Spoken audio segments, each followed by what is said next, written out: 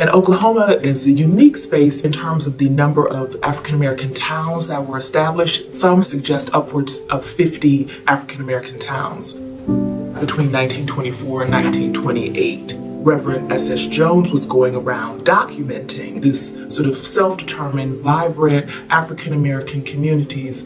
You see the African American educators, doctors, lawyers, landowners, oil barons. And I think that's what's so remarkable about this footage. To think that individuals, how many years out of slavery, are now owning oil wells that are producing 2,000 barrels a day. Is that not the ultimate American dream? Is that not the ultimate American story? And I think that that was one of the things that Oklahoma and what S.S. Jones is really kind of showing is that African American history and culture is not a monolith. And in a way, it became kind of like a marketing tool to encourage individuals to migrate, to move there, that this is a place where you can live, you can thrive, and peacefully reside. There were still palpable racial tensions.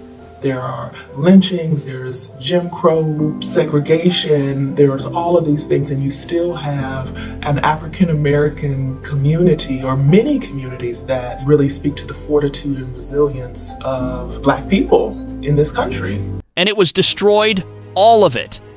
Throughout history, Black communities in the United States have faced numerous instances of violence, displacement, and utter malicious destruction at the hands of white mobs and authorities. These events have had a profound impact on the development of Black communities and continue to shape the racial landscape of the country. It is disheartening, the kind of history we are broaching today. We hope with all sincerity that the whole historic atrocities can be humanely revisited and conscientiously repaid. My name is Dr. Tiffany Crutcher, and I am the daughter of Reverend Joey and the late Leanna Crutcher. And I am the great-granddaughter of Rebecca Brown Crutcher, a survivor of the 1921 Tulsa Race Massacre. And as I sit here today in front of this body, in the very seat of our democracy, I know in my bones that she is here with me in this fight for justice. Reparations is simply making amends for a wrong, and that is what we are asking for today. That is Tiffany Crutcher, testifying at a congressional hearing on the Tulsa, Oklahoma, destruction and mass killings. Dr. Crutcher has had her own share of the sad story too, and as a victim, she isn't done talking yet. Let's listen. The vestiges of the massacre are still found in Tulsa's criminal legal system, which has torn my family apart. In 2016, Tulsa police officer Betty Shelby shot and killed my twin brother. Terrence Crutcher is his name. Terrence Crutcher is his name. Police looking for weapons instead found gospel CDs in his car. My 40-year-old brother didn't get a fair chance to live. His children didn't get a fair chance to see another day with their father.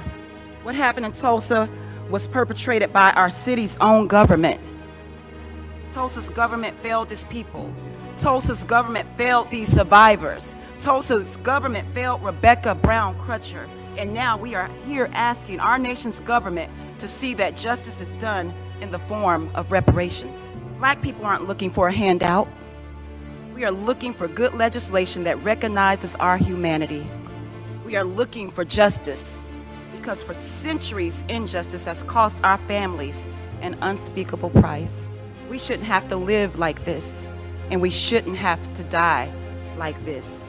Dr. Tiffany T. Crutcher is a native of Tulsa, Oklahoma, who was thrust into the national spotlight following the death of her twin brother, Terrence Crutcher, who was shot by a police officer in Tulsa, Oklahoma, while holding his hands in the air.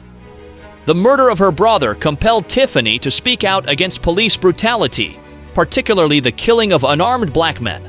Crutcher is the founder of the Terrence Crutcher Foundation and the Demanding a Just Tulsa Coalition.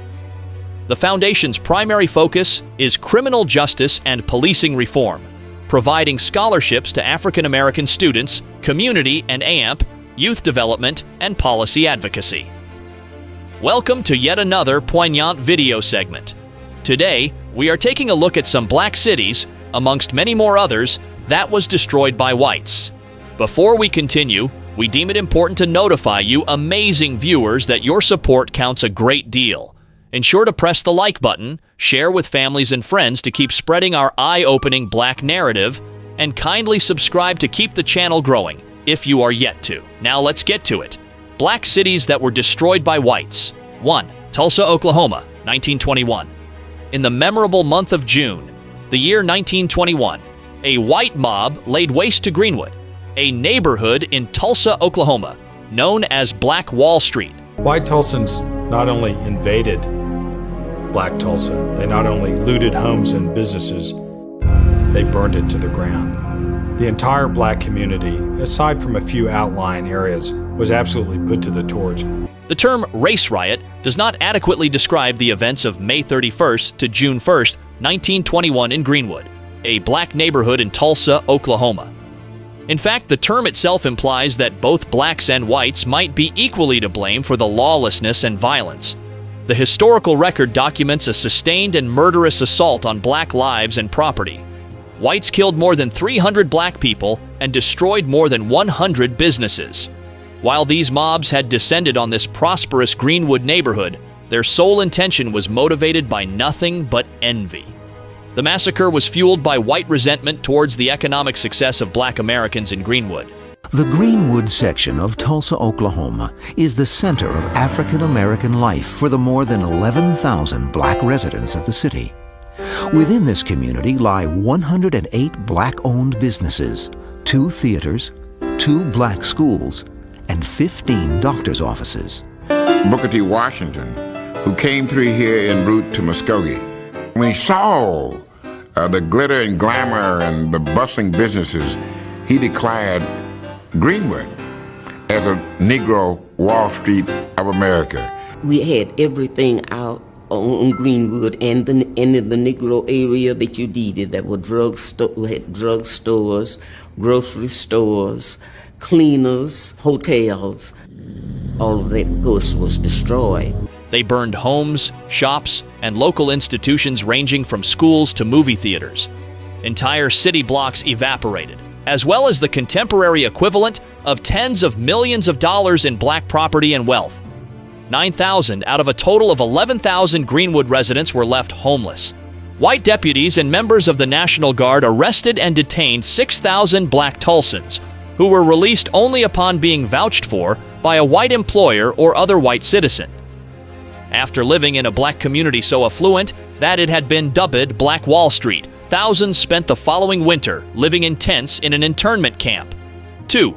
Philadelphia, 1985.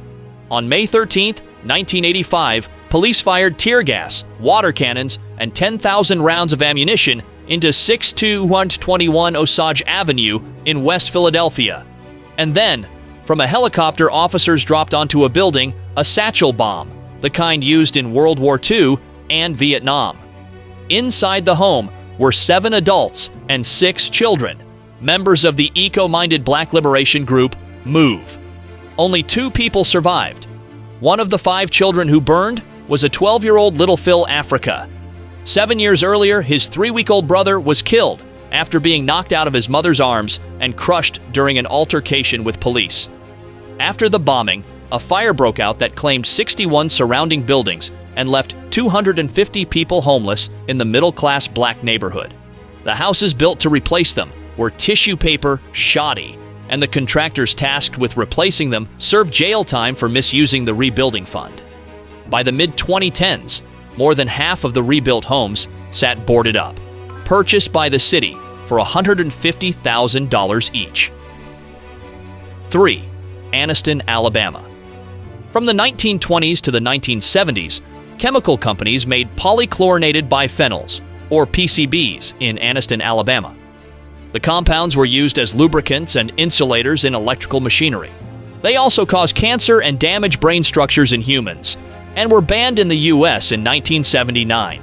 But by then, more than 800 tons of PCBs had been released into a local canal, 32,000 tons more into the city's open landfill.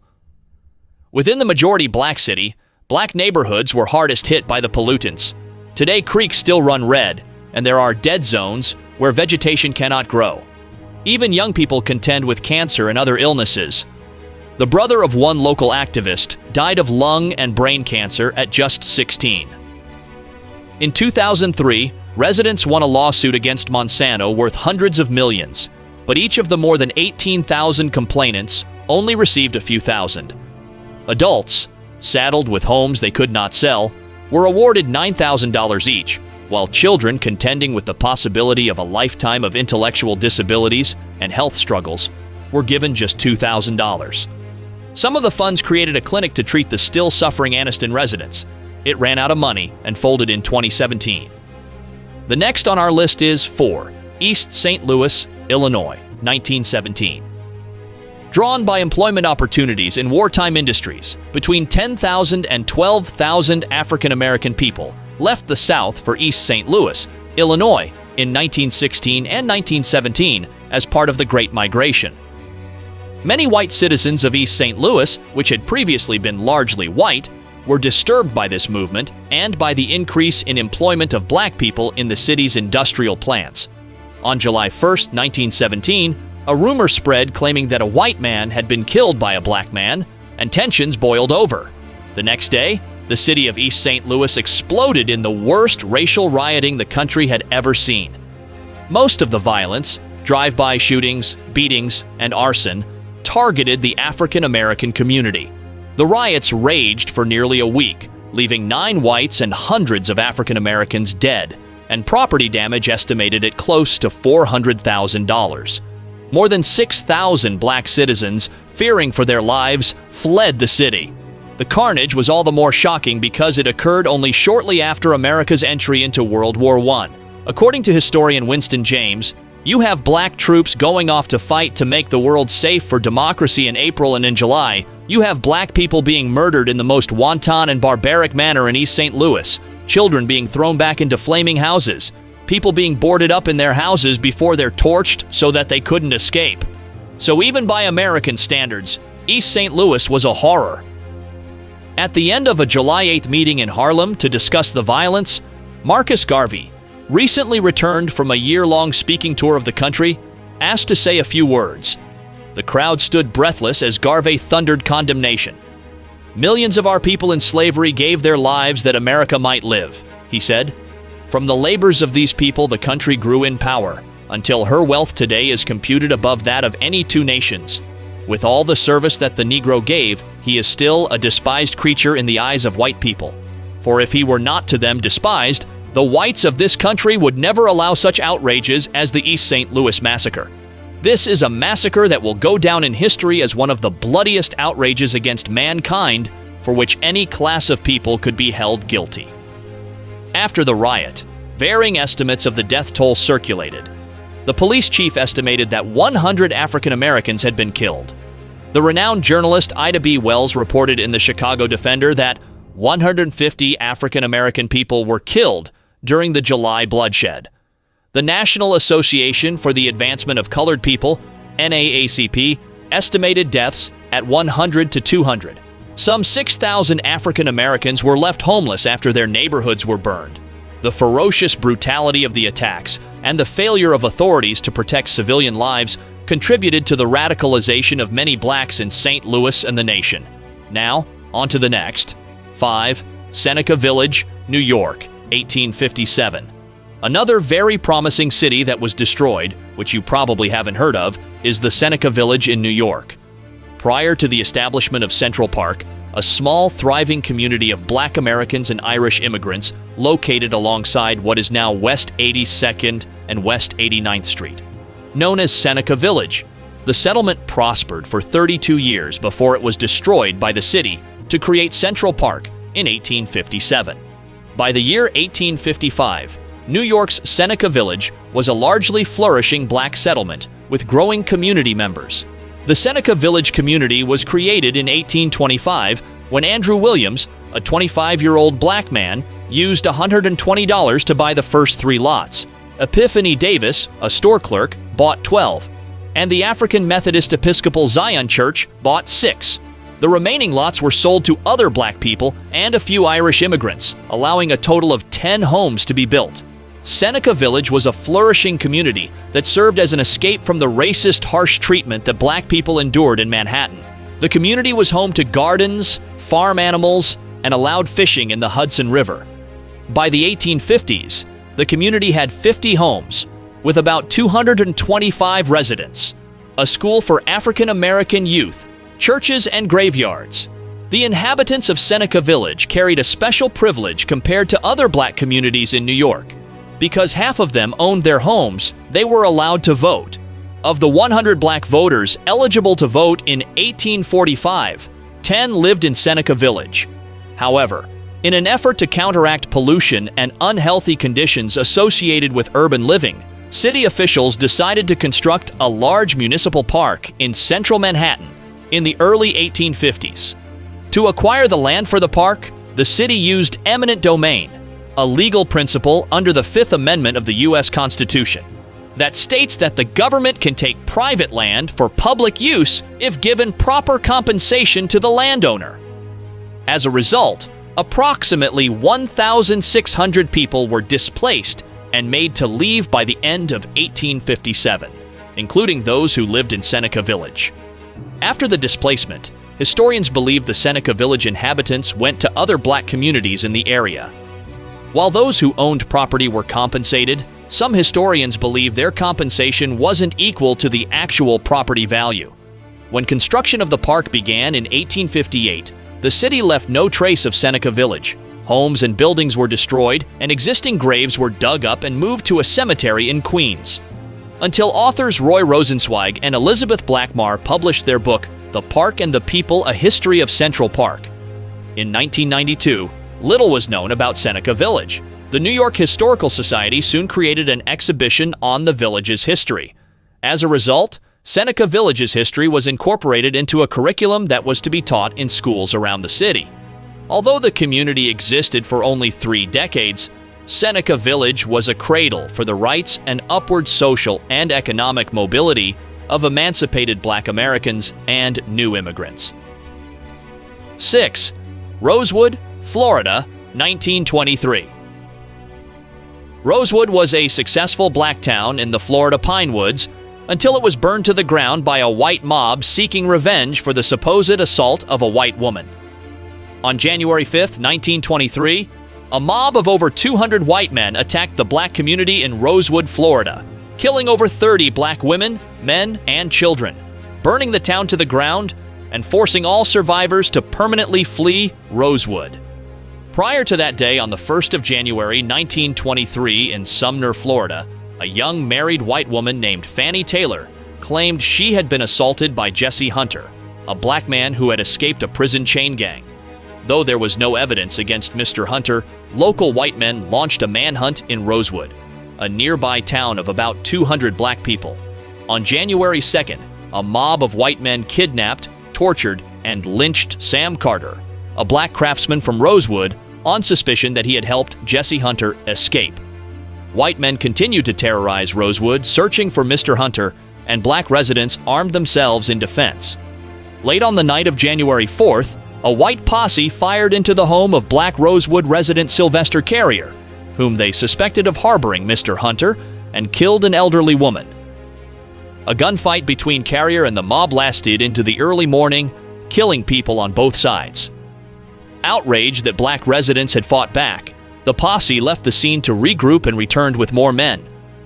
On January 5th, a mob of between 200 to 300 white men attacked Rosewood, killing an estimated 30 to 40 black men, women, and children on site and burning the town to the ground. Black residents hid in the woods and fled by train to Gainesville, Florida, never to return. It was later discovered that Fannie Taylor had made false accusations against Jesse Hunter to conceal her extramarital affair with a white man. 7. Elaine, Arkansas, 1919. The film, Bound by Blood, exhumes an almost 100-year-old tragedy deep in the Arkansas Delta, in which hundreds of black sharecroppers were killed by white posses and federal troops near the town of Elaine. With reverberations still lingering today in the lives of descendants and locals, the film explores how human consequences of history continue to shape economic opportunities, identity, and meaning for generations. According to the Encyclopedia of Arkansas, the Elaine mass killing was by far the deadliest racial confrontation in Arkansas history, and possibly the bloodiest racial conflict in the history of the United States. While its deepest roots lay in the state's commitment to white supremacy, the events in and around Elaine, Phillips County, stemmed from tense race relations and growing concerns about labor unions. A shooting incident that occurred at a meeting of the Progressive Farmers and Household Union escalated into mob violence on the part of the white people in Elaine and surrounding areas. Although the exact number is unknown, estimates of the number of African Americans killed by whites ranged into the hundreds. The conflict began on the night of September 30th, 1919, when approximately 100 African Americans, mostly sharecroppers, on the plantations of white landowners, attended a meeting of the Progressive Farmers and Household Union of America at a church in Hoop Spur, Phillips County, 3 miles north of Elaine. The purpose of this meeting? Black farmers had begun to organize in 1919 to try to negotiate better conditions, including fair accounting and timely payment of monies due them by white landowners.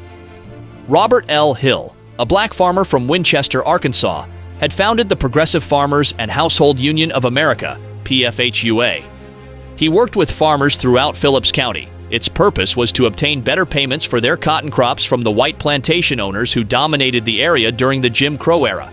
Black sharecroppers were often exploited in their efforts to collect payment for their cotton crops. White landowners often underpaid sharecroppers for their crops and paid when they saw fit. Between the prices of goods purchased from the plantation store and the crop underpayments, many were kept in debt to their landlords. At the time of settlement, landowners generally never gave an itemized statement to the black sharecroppers of accounts owed, nor details of the money received for cotton and seed. The farmers were disadvantaged, as many were illiterate. It was an unwritten law of the cotton country that the sharecroppers could not quit and leave a plantation until their debts were paid. Black labor unions, such as the Progressive Farmers, represented a threat not only to the tenet of white supremacy, but also to the basic concepts of American capitalism. Knowing that black union organizing often attracted opposition, the union advocates had brought with them armed guards who protected the meeting. When a group of white people from the Missouri Pacific Railroad attempted to intrude and spy on the meeting, the guards held them back and a shootout erupted. The result was the abrupt death of railroad policeman W.D. Adkins, employed by the Missouri Pacific Railroad, and the other white man wounded. The parish sheriff called for a posse to capture suspects in the killing. The county sheriff organized the posse, and whites gathered to put down what was rumored as a black insurrection. Additional armed white men entered the county from outside to support the hunt, and a mob of 500 to 1,000 armed men formed. They attacked black people on sight across the county. The mobs descended on the nearby black town of Elaine, Arkansas, destroying homes and businesses and attacking any black people in their path over the coming days.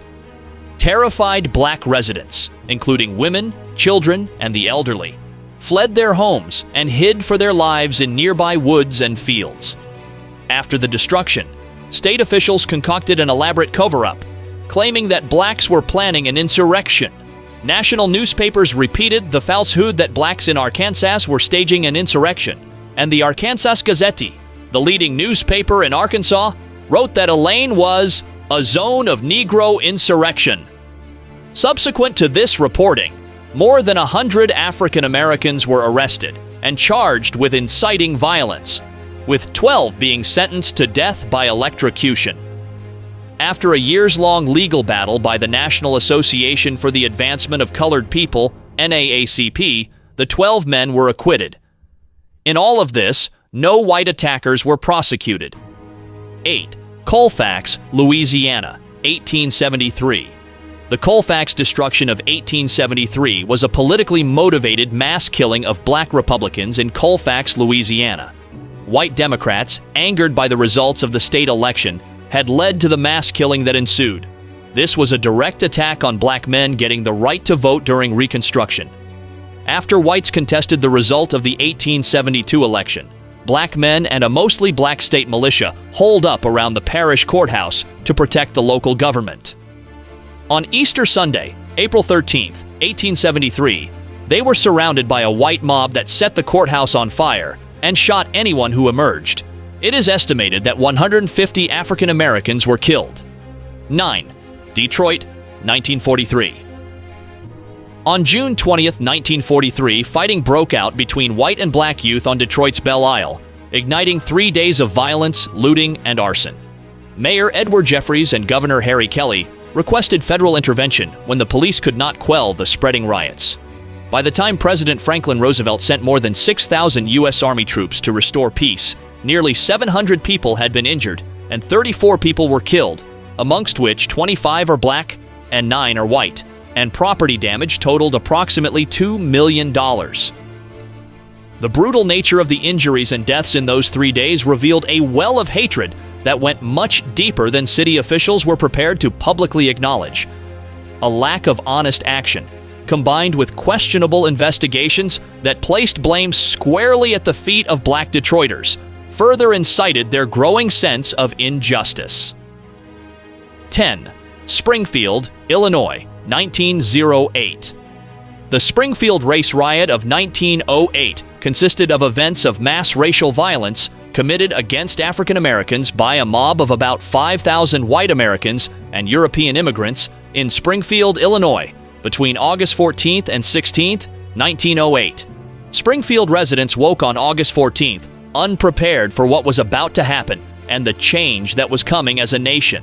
On the evening of August 14th, 1908, after being accused of unrelated sexual assault and murder crimes, 2 black men were sitting in jail. Tension was rising as a large mob of about 5,000 white people were gathering outside, trying to take matters into their own hands. They were demanding the release of both George Richardson and Joe James. George, who was accused of raping a white woman, and Joe, who was accused of murdering a white man. As the police were sensing danger, the county sheriff, with help from Harry Loper, a white business owner, secretly removed the 2 prisoners through the back door and put them on a train that transported them to another jail in Bloomington, IL. Once the mob learned of this move, they erupted in mass racial violence. Spreading out, the mob headed towards the black neighborhoods, looting and damaging black-owned business, destroying their homes, and eventually lynching 2 important members of the black community, Scott Burton and William Dunnigan. Springfield endured racial violence for days, until Illinois Governor Charles Deneen called the Illinois National Guard to bring the riots under control. The nation was shocked by the racial violence that occurred, and the irony of it happening in the hometown of Abraham Lincoln. If it could happen in Springfield, it could happen anywhere, activists believed. As a result, many died, including both black and white residents. Dozens of black-owned homes and businesses were burned to the ground, causing property damage of over $150,000, a large cost in 1908. These events caused thousands of the black residents to pack up their families and move out of Springfield, some to never return. Of the 2 accused black men, who were the main focus of the racial violence, Joe James was eventually tried, convicted, and hanged for the murder of clergy Ballard. George Richardson was set free after his accuser, Mabel Hallam, recanted her story. These are anecdotes of literal physical destruction of black communities. But while the carnage can be as unmistakable as bombs falling from the sky, it more often takes the form of slower burning ravages wrought by economic starvation, over-policing, educational deprivation, and mass incarceration. American history is littered with the destruction of black communities. This brings us to the end of this video segment. Did you happen to learn a thing or two from the content? Freely share your thoughts with us in the comments section, and we will be happy to respond. Also, don't forget to support our efforts by hitting the like button, share with families and friends to keep spreading our eye-opening black narrative, and kindly subscribe to keep the channel growing if you are yet to. Thank you for watching.